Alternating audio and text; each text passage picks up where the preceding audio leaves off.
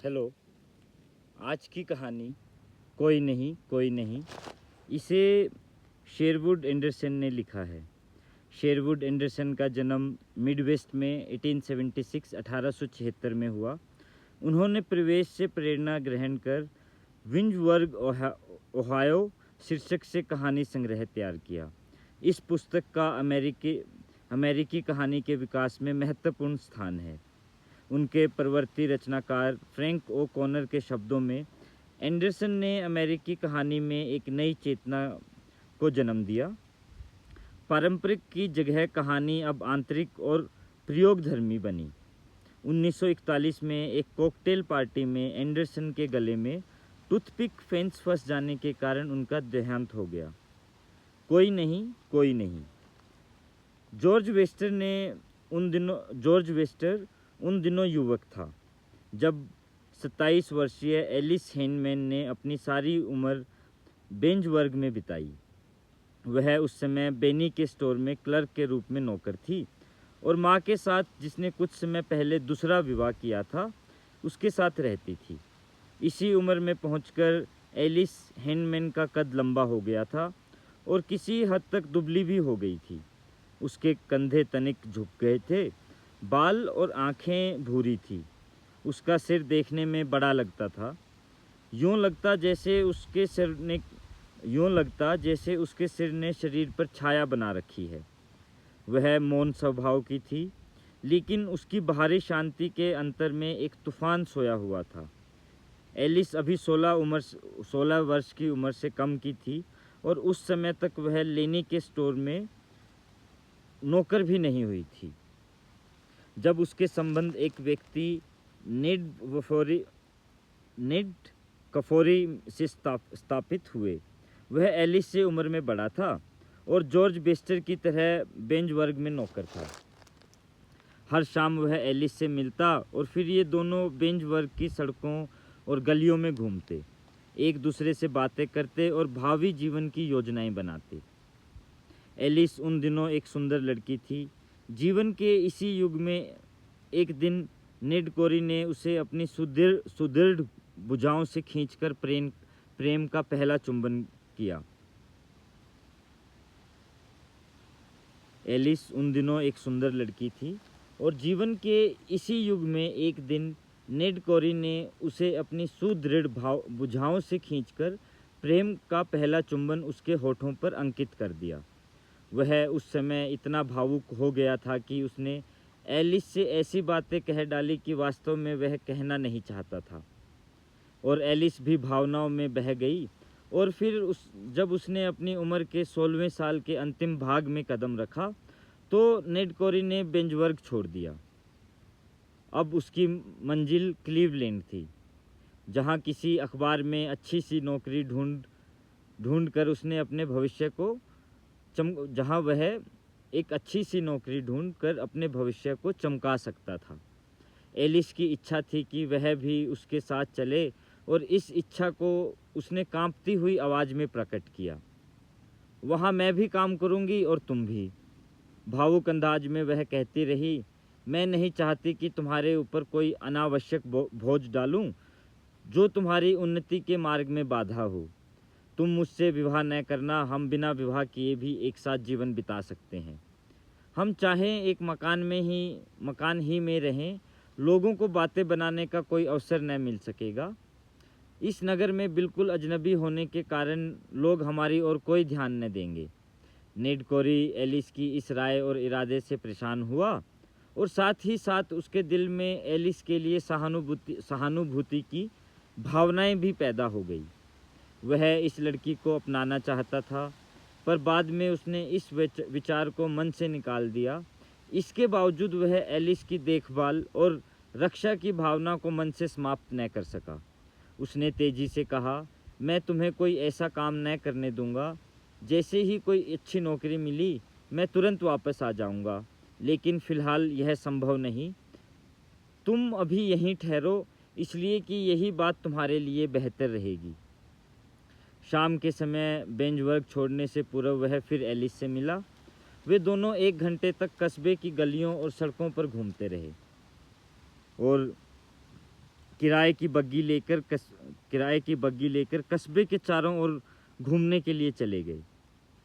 फिर वे उस स्थान पर पहुँचे जहाँ से एक हरा भरा मैदान दूर तक फैला हुआ था। वे दोनों बग्गी से उतरे। चांद के उदास मध्यम प्रकाश में वे एक दूसरे के शारीरिक रूप से समीप आ गए, बहुत ही समीप। और जब आधी रात के समय उन्होंने कस्बे में प्रवेश किया तो उनके अंगों पर अजीब सा नशा छाया हुआ था और एक अज्ञात सा उल्लास उनके मन में गहराइयों तक घुसा हुआ महसूस हो रहा था। अब हम सदा एक दूसरे के रहेंगे, चाहे कुछ भी हो, नेड कोरी ने एलिस को उसके मकान पर छोड़ते समय कहा था, और वह चला गया। क्लीवलैंड की अच्छी अखबार में उसे जगह न मिल सकी, इसलिए वह नई आशाओं के साथ शिकागो पहुंच गया। कुछ समय वह अकेला रहा और एलिस को हर रोज़ यही लिखता रहा कि फिर वह उस नगर की चहल पहल में खो गया। एलिस को हर रोज़ यही लिखता रहा, फिर वह उस नगर की चहल पहल में खो गया। नए मित्र मिले, नए संबंध बने, नया जीवन शुरू हुआ। शिकागो में जिस मकान में रहता था उसमें कई स्त्रियां भी थीं। उनमें से एक ने उसे बहुत प्रभावित किया और वह उसकी ओर बढ़ गया। बेंजवर्ग की एलिस अब उसके अतीत की बात बन गई थी। उधर बेंजवर्ग में प्रेम की मारी एलिस लड़की से स्त्री बन गई थी। जब उसकी आयु 22 की थी तो उसका बाप सहसा मर गया। वह एक पुराना सैनिक था। कुछ महीने बाद उसकी विधवा को पेंशन मिलने लगी। जब उसे पेंशन की पहली रकम मिली तो उसने एक करगा खरीद लिया और कालीन बुनने लगी, और एलिस बेनी के स्टोर में नौकर हो गई। कुछ सालों तक उसे विश्वास ही न आया कि अब नेड कोरी उसे भूल चुका है और कभी वापस नहीं आएगा। स्टोर में नौकरी करके वह खुश थी, इसलिए कि सारा दिन काम में व्यस्त रहकर वह प्रतीक्षा की यातनाजनक पीड़ा से मुक्ति पा चुकी थी। अब उसकी केवल एक ही दिलचस्पी थी, पैसा जमा करना। उसका विचार था कि जब वह $200-300 जमा कर लेगी तो वह अपने प्रेमी को ढूंढने निकलेगी, ताकि वह समय जाकर नेड कोरी के मन में पुराने प्रेम को जिंदा कर सके। एलिस अब भी नेड कोरी को उस चांदनी रात की घटना के लिए उत्तरदायी समझती थी, लेकिन साथ ही साथ वह यह भी निश्चय कर चुकी थी कि अब वह किसी व्यक्ति से शादी न करेगी। अब तो वह समय पर नेड कोरी का स्वामित्व समझती थी। दूसरे लोगों ने एलिस को अपनी ओर आकृष्ट करना चाहा, पर उसने कभी उनको प्रोत्साहित नहीं किया। एलिस स्टोर में सुबह 8 बजे से 6 बजे शाम तक लगातार काम करती और सप्ताह की 3 रातों में वह 2 बार रात 7 बजे से रात 9 बजे तक स्टोर में काम करने चली जाती। ज्यों समय बीतता रहा, एलिस में वह यादें पैदा होती गई जो एकांत प्रिय लोगों में होती है। रात को जब अपने कमरे में जाने के लिए जीने पर चढ़ती तो घंटों खड़ी होकर धीमे स्वर में प्रार्थनाएं करती, उन चीज़ों के लिए जो वो अपने प्रेमी से कहना चाहती थी। फिर वह निष्प्राण वस्तुओं की शौकीन हो गई। वह इस बात को भी न सहन कर सकती थी कि कोई उसके कमरे के फर्नीचर को भी छू ले। पैसा जमा करने की इच्छा, जो शुरू में एक उद्देश्य के लिए थी कि वह नगर जाकर नेड कोरी को ढूंढती, समाप्त हो गई थी। पैसा जमा करना उसकी आदत बन गई थी। वह घंटों असंभव सपनों में खोई रहती। यह सपने सामान्यतः इतनी रकम बचा लेने के बारे में होते कि उससे मिलने वाला ब्याज कितना होगा जिससे वह अपना और अपने भविष्य के पति का गुजारा कर सकेगी। नेड की तो घूमने की आदत है। वह सोचती, अवश्य ही मैं इसका अवसर उसको कुछ दिनों में दूंगी जब हमारा विवाह हो जाएगा। मैं अपनी और उसकी पैदा की हुई रकम बचाती रहूँगी। फिर हम धनी हो जाएंगे और सारी दुनिया की सैर के लिए निकल जाएंगे। बेनी के स्टोर में सप्ताह, महीने और महीने सालों में ढलते रहे। एलिस अपनी प्रेमी की वापसी की प्रतीक्षा करती रही, सपने देखती रही। वह कभी सामने की खिड़की में आकर खड़ी हो जाती और चुपचाप बाहर फैली हुई वीरान सड़कों पर नजरें जमाए रहती और उन रंगीन शामों की कल्पनाओं में खो जाती जो उसने नेड कोरी के साथ बिताई थी और उसने कहा था कि जब हम सदा एक दूसरे के साथ रहेंगे। उन शब्दों की प्रतिध्वनि उसके कानों में गूंजती रहती। वह जो कभी लड़की थी अब वह स्त्री बन गई थी। फिर कभी उसकी आंखें आंसुओं से भर जाती जब भी कभी स्टोर का स्वामी बाहर जाता और वह दुकान में अकेली रह जाती, तो वह काउंटर पर सिर रखकर रोती और सिसकती रहती। मेरे नेड, मैं अभी तक तुम्हारी प्रतीक्षा में हूँ। मेरे नेड, मैं अभी तक तुम्हारी प्रतीक्षा में हूँ। और वह शब्द वह दोहराती और दोहराती रहती और फिर सहसा एक अज्ञात भय उसकी अनुभूतियों पर आ जाता कि अब वह कभी वापस न जाएगा। वसंत ऋतु की वह अब कभी वापस नहीं आएगा। वसंत ऋतु में जब बरसात समाप्त हो जाती और गर्मी के लंबे दिन शुरू होने से पूर्व बेंज वर्ग के चारों ओर का प्रदेश सुंदर हो जाता है।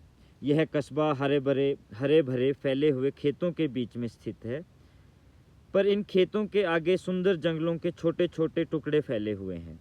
पेड़ों के घिरे हुए टुकड़ों में छोटे छोटे मान और शांत कुंज हैं, जहां प्रेम करने वाले जोड़े रविवार के दिन जाते हैं। नेड कोरी के जाने के बाद कुछ सालों तक जवान मर्दों के साथ एलिस पेड़ों से भरे हुए मैदानों की ओर कभी न गई। लेकिन एक दिन जब मेडकारी को गए हुए 3-4 साल बीत चुके थे, उसका एकाकीपन उसके लिए असहनीय हो गया, तो उसने अपनी सर्वोत्तम पोशाक पहनी और उसी ओर चल दी। वह पेड़ों से घिरे हुए एक कुंज में बैठ गई, जहाँ से वह कस्बे से फैलते हुए खेतों को देख सकती थी। अभी वह ठीक तरह बैठी भी न थी कि वह खड़ी हो गई और सामने फैली हुई हरी भरी धरती को देखते हुए उसको कभी न समाप्त होने वाले जीवन का एहसास हुआ। जो जीवन की उत्पत्ति था, वह उसके मस्तिष्क में नए सालों की घटनाएं घूम गई। वह इस भय से कांप उठी कि वह जवानी की बहारें और खूबसूरती उसके लिए ख़त्म हो चुकी है। उसे पहली बार एहसास हुआ कि उसे धोखा दिया गया है। उस समय भी उसने नेड कोरी को दोष न दिया। सचमुच उसे पता न था कि वास्तव में दोष किसका है और किसको दोष दे। घुटनों के बल बैठकर उसने फिर प्रार्थना करनी चाहिए, पर उस समय प्रार्थना के बजाय उसके होठों पर शिकायतें आ गई। क्या अब मैं कभी उसे प्राप्त नहीं कर सकती? क्या खुशियाँ मेरे लिए समाप्त हो गई हैं? मैं समय को धोखा क्यों देती हूँ?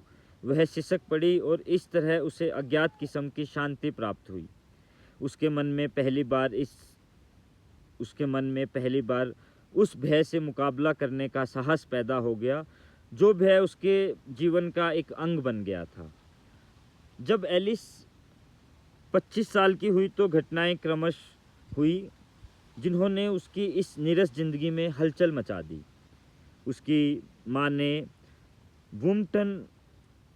ने वुम्पटन से शादी कर ली, जो कि बेंजवर्ग में पेंटर था, और वह स्वयं बेंजवर्ग की थियोडलिस्ट चर्च की सदस्य बन गई। एलिस चर्च की सदस्य इसलिए बन गई थी क्योंकि अब जीवन में फैले हुए उस अकेलेपन से उसे भय महसूस होने लगा था। अब मैं बड़ी तेज़ी से बूढ़ी हो रही हूँ और मैं बड़ी अजीब सी हो गई हूँ। अगर नेड वापस आ गया तो अब वह मुझे पसंद न करेगा। जिस नगर में वह रहता है वहाँ लोग जवान हैं, वहाँ इतने हंगामे हैं कि लोग बूढ़े हो ही नहीं सकते। यह शब्द दोहराते समय उसके होठों पर बड़ी यातनाजनक मुस्कुराहट रहती थी और फिर वह जीवन और लोगों में घुल मिल जाने के लिए बढ़ती गई। एलिस ने असाधारण रूप में प्रयत्न किया और उसमें वह सफल भी रही कि अब वह जीवन को नए अंदाज में ढाल सकेगी। परंतु कभी कभी यूँ होता है कि उसका इरादा पतनशील हो जाता है और ऐसे अवसरों पर उसकी आंखें भीग जाती हैं। ड्रग स्टोर के क्लर्क के साथ चलते हुए वह सामान्य चुपचाप रहती, लेकिन कभी कभी जब वह अंधेरे से गुजरती तो वह अपना हाथ बाहर निकालकर बहुत धीरे से उस क्लर्क के कोट को छूती, और जब वह उसे घर पर छोड़कर आगे बढ़ जाता तो वह तुरंत ही घर में प्रवेश न करती, बल्कि थोड़ी देर के लिए दरवाजे पर खड़ी सोचती रहती। वह चाहती कि ड्रग क्लर्क को आवाज़ दे और कहे कि वह उसके साथ थोड़ी देर के लिए पोर्च में, जहां अंधेरा फैला हुआ है, ठहरे, लेकिन इस विचार के शायद वह उसकी बात न समझे। वह स्वयं ही भयभीत हो जाती। 27वें साल के प्रारंभ में एलिस पर असहनीय भावनाओं ने अधिकार जमा लिया। अब उसके लिए ड्रग क्लर्क का साथ असहनीय हो गया था। अब जब कभी यह शाम के समय एलिस के पास आता, वह उसे यूं ही टरका देती। अब उसका मस्तिष्क जाग गया है। जब वह काउंटर पर खड़े खड़े थक जाती तो वह सीधे घर जाती और अपने बिस्तर पर पड़ जाती। आंखें फाड़े वह अंधेरे में अज्ञात चीज़ों को ताकती रहती। यद्यपि वह कभी कभी नेड कोरी के बारे में सोचती, पर यह विचार कि उसे केवल नेड कोरी का होकर रहना है जब उसके लिए समाप्त हो चुका था। अब उसके लिए समाप्त हो चुका था। उसकी इच्छाएं अजीब तौर पर गडमड हो गई थी। अब न उसे नेड कोरी की आवश्यकता थी, न किसी अन्य आदमी की। उसकी तो केवल यह इच्छा थी कि उससे कोई प्रेम कर सके, कि उसे कोई प्रेम करे।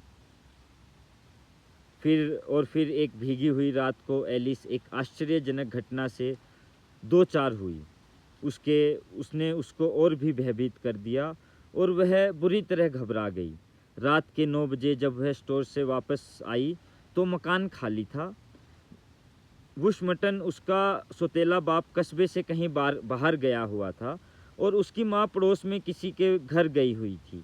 एलिस सीढ़ियाँ चढ़कर अपने कमरे में गई और अंधेरे में उसने अपने कपड़े उतार डाले। क्षण भर के लिए वह यूं ही निरावरण, बिना वस्त्र के नंगी, क्षण भर के लिए वह यूं ही निरावरण खिड़की के निकट शीशों पर वर्षा की बूंदों की आवाज़ सुनती रही। और फिर एक अजीब सी इच्छा उसके अंगों पर फैल गई। बिना सोचे समझे कि वह क्या कर रही है, वह जीने की सीढ़ियाँ उतरती चली गई और अंधेरे मकान से निकलकर वह वर्षा में आ गई। मकान से बाहर हरियाली में खड़े उसने अपने बदन पर वर्षा की ठंडी ठंडी बूंदें अनुभव की और फिर उसका मन चाहा कि यूं ही निरावरण सड़कों पर भागती चली जाए। वह तो बस दौड़ना चाहती थी, चिल्लाना चाहती थी, यहाँ तक कि बस कोई और अकेला आदमी मिल जाए तो उसे सीने से चिपटा ले। मकान के सामने से एक आदमी फुटपाथ पर अपने घर की ओर जा रहा था। एलिस तेजी से भागी। एक पैशाचिक भावना उसमें पैदा हुई। मुझे क्या परवाह वह कौन है, मुझे क्या परवाह वह कौन है, वह अकेला है और मैं अवश्य उसके पास जाऊंगी, उसने सोचा। और फिर बिना सोचे समझे कि उसके पागलपन का क्या नतीजा होगा, उसने धीरे से पुकारा, ठहरो, और फिर चिल्ला पड़ी, रुको, मत जाओ। वह ठहर गया। वह एक बूढ़ा आदमी था, किसी हद तक बहरा भी। अपना हाथ मुंह के करीब रखकर उसने पूछा, क्या क्या कहा? एलिस ज़मीन पर गिर गई और थरथराने लगी। उस समय वह इस विचार से बेहद भयभीत हुई कि वह क्या कर चुकी है। जब वह आदमी चला गया तो थोड़ी देर तक उसमें इतना साहस न था कि वह स्वयं अपने पैरों पर खड़ी हो जाए। फिर वह हाथों और घुटनों की सहायता से बच्चों के अंदाज में मकान की ओर रेंगने लगी। अपने कमरे पर पहुंचकर उसने दरवाज़ा बंद कर लिया और अपनी ड्रेसिंग टेबल दरवाजे के पास खिसका ली। फिर उसके शरीर में एक झुरझुरी सी आई, जैसे कि सर्दी के एहसास से आती है। और फिर जब वह अपने बिस्तर पर लेटी तो उसने अपना मुंह तकिए में दे दिया और फूट फूट कर रोने लगी। मुझे क्या हो गया है? अगर मैंने ध्यान न दिया तो मैं समय को तबाह कर लूँगी।